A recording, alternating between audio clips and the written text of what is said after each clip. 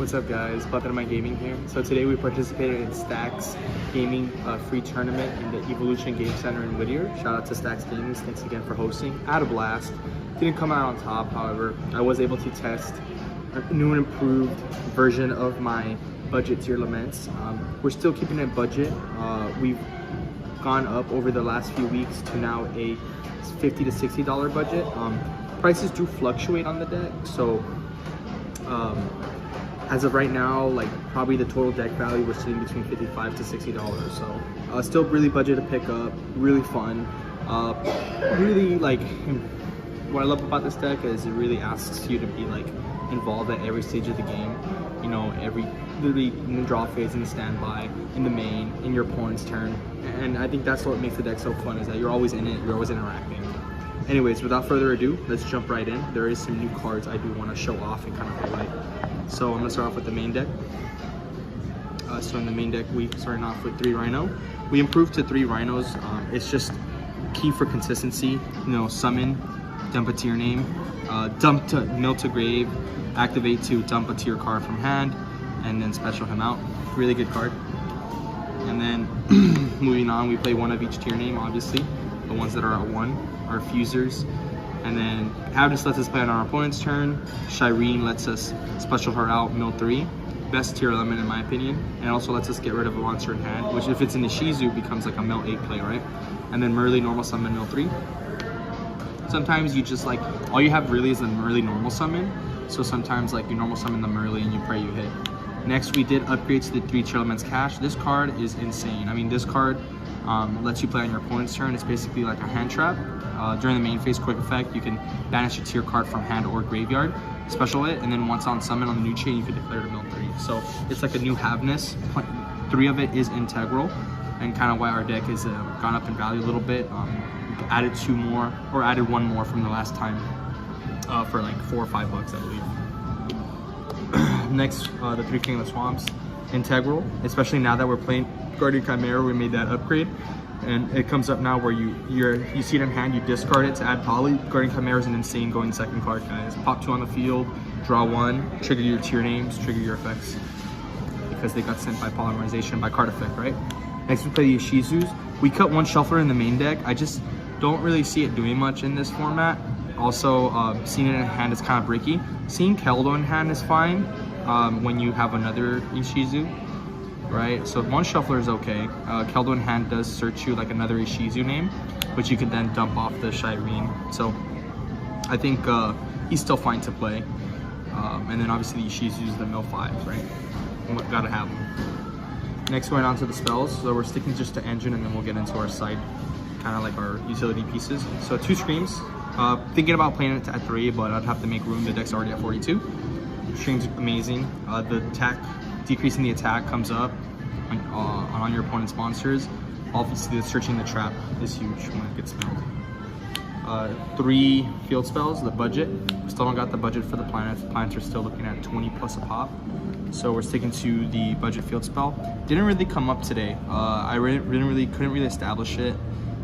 Didn't see it too much. I cut the terraforming, so maybe that's why I saw it less, and now we're at 42. However, I mean, in theory, it's still a great card. I think today it did let me like do an additional fusion in the grand game against a ninja deck, which put me in the driver's seat. However, you know, it does its trick, right?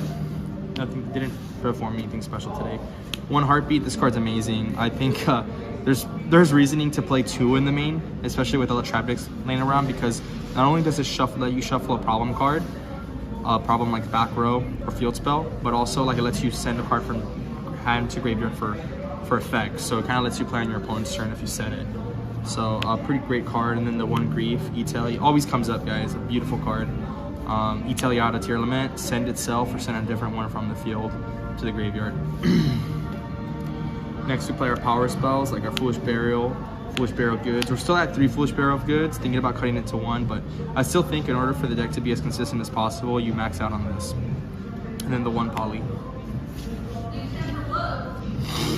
And then our trap cards, the 2 Sulliek, 1 Meta Noise in the main.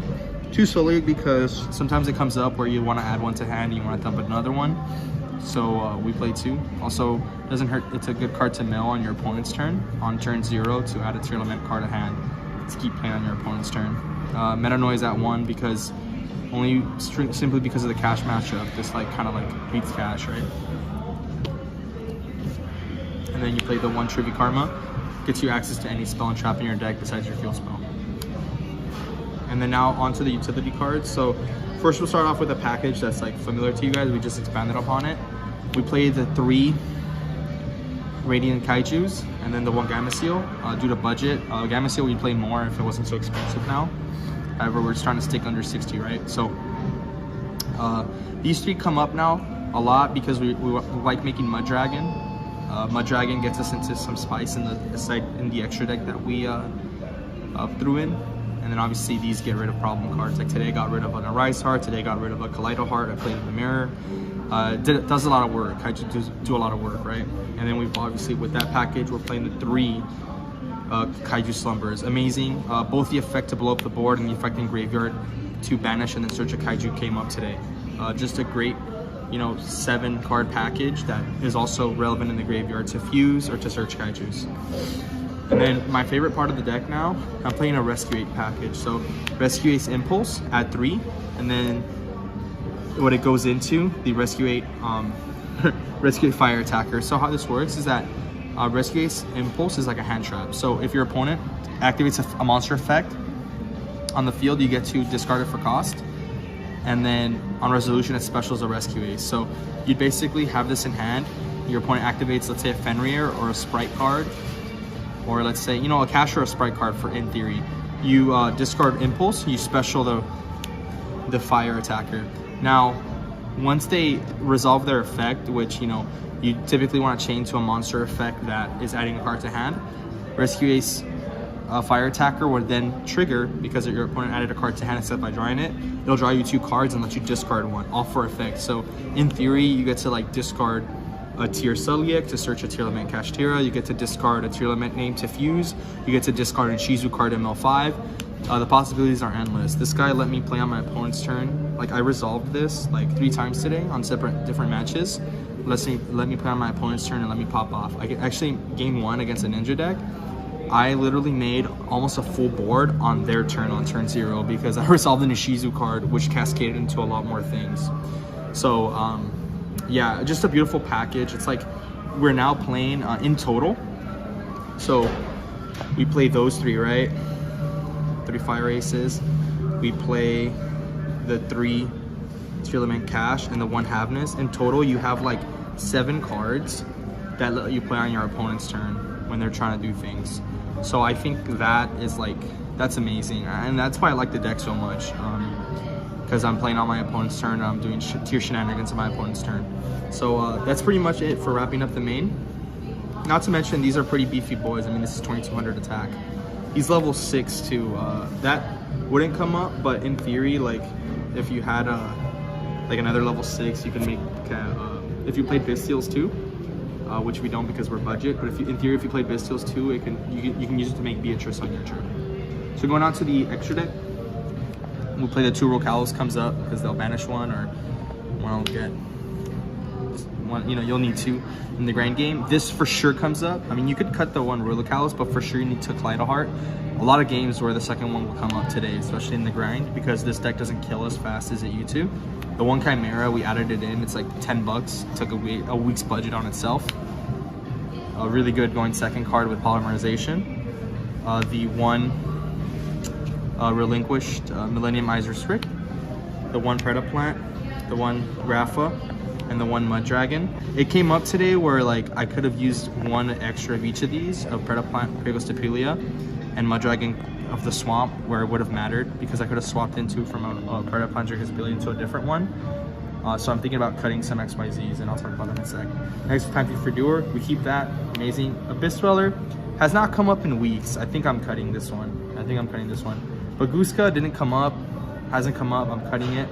Tornado Dragon, I'm gonna cut it. And then the Spice, what I really was pleased with today is Bahamut Shark. There's so many times where you're gonna end up with double Rhino Heart on the field. And then I'm actually gonna add in a Night Owl Serpent, I believe that's what they're called. It's a free level 4 summon water when it's milled.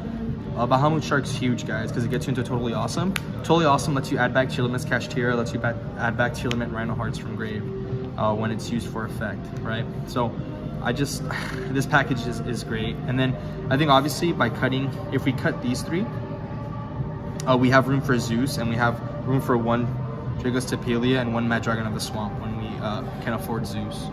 So those are the changes I'd make there.